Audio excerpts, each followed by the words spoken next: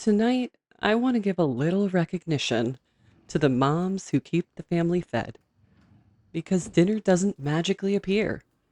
Despite what some people in the house may believe, the refrigerator's not a restaurant, the pantry is not self stocking, and the groceries do not travel home by themselves. A meal usually begins with one person standing in the kitchen, staring into the refrigerator, and asking the same question humanity has been asking for generations. What are we gonna eat? Then comes the inventory. There are 3 eggs, half a bag of shredded cheese, one lonely yogurt, and a vegetable that may or may not still be emotionally available. But somehow, from this, a mother's expected to create a balanced meal. Then comes the planning. What will everyone eat? What is affordable? What can be made quickly? What will create the fewest complaints? And most importantly, what can be cooked without using every dish in the house? Because no one wants to prepare a beautiful dinner and then spend the rest of the evening washing 17 pans and wondering how one family used 7 forks. Then there's the grocery list, a carefully organized document that still somehow forgets the one thing that everyone actually needed.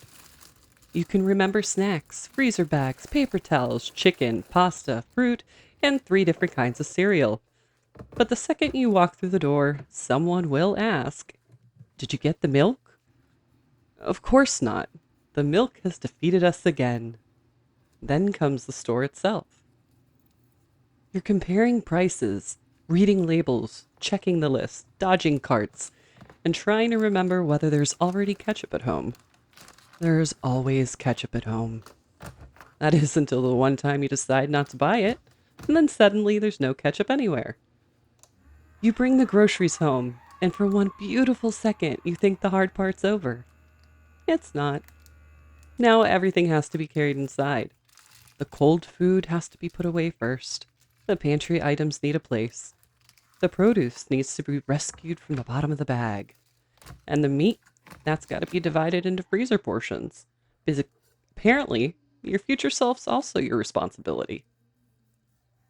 So there you are, labeling freezer bags like a highly organized person, even though there's a mystery container in the back of the freezer that's been there since last year.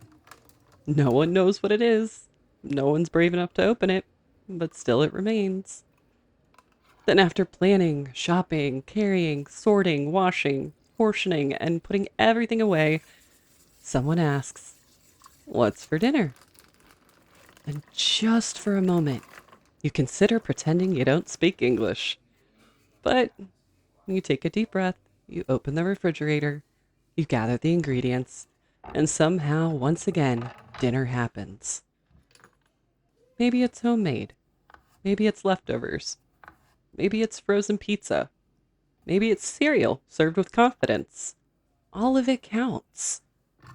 Because feeding a family is not about creating a restaurant quality meal every night. It's about making sure people eat, preferably something other than crackers directly from the box. So tonight, I want to give credit to the moms who do the invisible work, the meal planners, the list makers, the price checkers, the bag carriers, the lunch packers, and the leftover savers.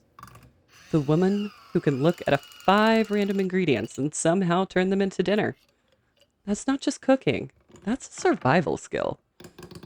And to the moms who make sure everyone else has a plate before sitting down with their own, only to discover that their food's now cold, I see you. To the moms who hear, "I don't like this," from someone who liked it last week, I see you.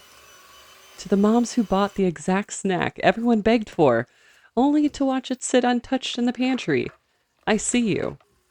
And to the moms who are already thinking about tomorrow's dinner while cleaning up tonight's, you deserve credit. You deserve appreciation. You deserve someone else to decide what's dinner, at least once.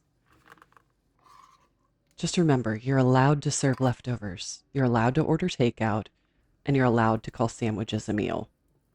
So, moms, Give yourself some credit. You have done enough for tonight.